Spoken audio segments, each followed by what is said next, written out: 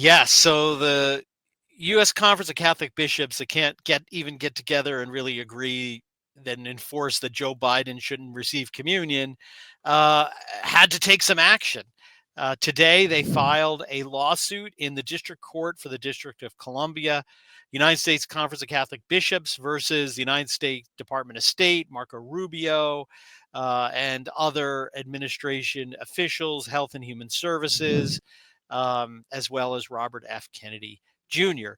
What are they up in arms about? This IVF order? No, they haven't actually, as far as I can tell, said a peep about that. No problem there. But their money, as we reported last week, as part of Trump's attempt to end this political wasteful spending, he has stopped funding to USAID and other groups for all this illegal immigrants and all these other NGOs. One of the major beneficiaries of all of this government grift has been the U.S. Conference of Catholic Bishops and related so-called charities, which have been, just shoveling in the money, particularly for the past 4 years. And they are upset. I mean, they basically say they've had to lay off workers. We talked about last week how 20% of the staff has been let off in one organization.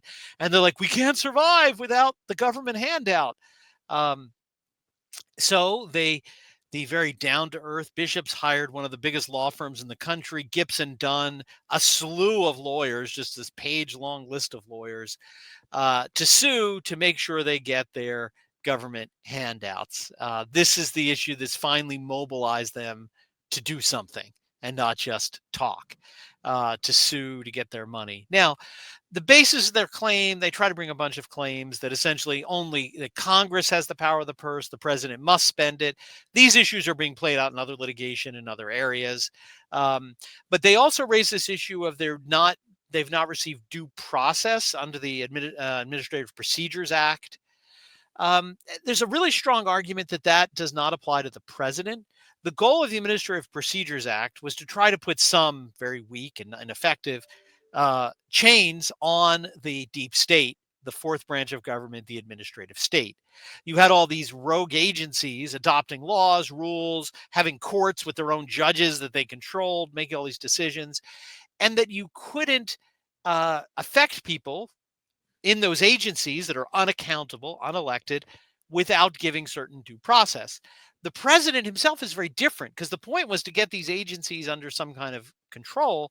The president himself is answerable to voters. He's an elected office. And so many arguments are the APA only applies to these bureaucrats, the fourth branch of government, not to Article 2 branch, the executive. So again, this is one that we'll have to see. It's not been directly answered in the courts, although there's some precedent suggesting that is the case. But their basic argument is we need the money. Please, please, please, we're going broke. Because, as we've said, this money pouring in from the federal government has been masking the decline of the Novus Ordo parish diocesan structure. And they basically show how they cannot stay afloat without all this government handout. So, your money is getting wasted because they also admit that in addition to government money, they're spending some of their own money on some of these organizations, which essentially I've seen some people call essentially money laundering places to get money here, there, and everywhere. Again, not surprised. But that's going into the coffers with your diocesan donations. So aside from going to causes that do not support the church, like the Campaign for Human Development, which has been exposed for years. Lepanto Project's done that as just being anti-Catholic, supporting abortion and other things. So interesting. It's really sad that really right after he signs this executive order, contrary to the Catholic faith, they're not up in arms about that, but they are about lining their pockets. Yeah, this is it shows how crazy and nonsensical our bishops conference is, and really just how these bishops conferences have really lost all point. There's a theoretical sense in which a bishops conference could exercise the authentic magisterium and really guide the faithful under its roof, with also respecting subsidiarity, which was not done today. You have bishops basically ceding all of their authority over to the United States Conference of Catholic Bishops, but that's not even what we're talking about here. One of the things I think is so wild about this story is if you look at the source of revenue from the United Yeah. States, the USCCB, they, for example, if we look at the 2019 sources of revenue, they got $98 million from the national collection. So that's, if you've ever gone to a Novus Ordo or even a Fraternity of St. Peter, that's when they beg for the money. And usually it's directed towards a specific aim. That's why many traditionalists have told you don't give money to CCHD or these various things, because it's completely corrupt. It's promoting things that a Catholic can't do. But they also get $52 million from government grants, in Yep. addition to the about 1/3 being from grants, investment income, publications, diocesan assessments, etc. But you still, that's $52 million from government grants alone. Part of me wonders, are they taking the government money and then suing the government with that money, when they could be? I mean, I don't think that's out of the question here. Yeah. It's we're getting into such absurdities. All of that money, this massive tens of millions of dollars, much of which falls through the cracks when they give it on to these various Yeah. the groups that they pass it on to, these various organizations. This is showing that the Catholic Church, not in its divinely established structure, but in these various human artifices that have been created to try to meet the call of the collegial church or the synodal church. We're creating these massive superstructures like these conferences of bishops. This is the human element of the church, and it's shown itself to be corrupt to the bone, to the point where it's taking money from the state just to sue the state so Yeah. it can have its own money to do its practices that are not transparent, that are oftentimes nefarious and fall through the cracks. So the United States people did not vote for for these various refugee programs, or trying to hide illegal immigrants, or promote the illegal immigrants trying to not get deported. People didn't vote for that. The conservative Catholic who takes his position seriously, who takes the Catholic Church's teaching seriously, usually does not align with these open borders, this open border agenda. So I think this should be a wake up call to anybody who's just saying, go to your local parish. You know, isn't the Catholic Church so great because you have all these firebrand bishops like Bishop Barron and so on. We have to stop with this illusioned way of thinking. The church is in trouble, and you see the corruption right here with the USCCB. Well, and let me drop another shoe. The corruption is deeper than financial. So while the U.S. Catholic bishops are suing the government, down in South America, there was a bishop in a diocese in Brazil who was inaugurated as the bishop, and this lady was there. She is an Anglican minister. So first of all, they let her dress up in some kind of an alb with a purple stole and walk in, but they let her participate in the consecration.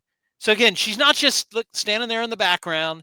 She's, right there doing it. She's part of the ceremony. She was participated in the consecration, and then was given communion by the bishop.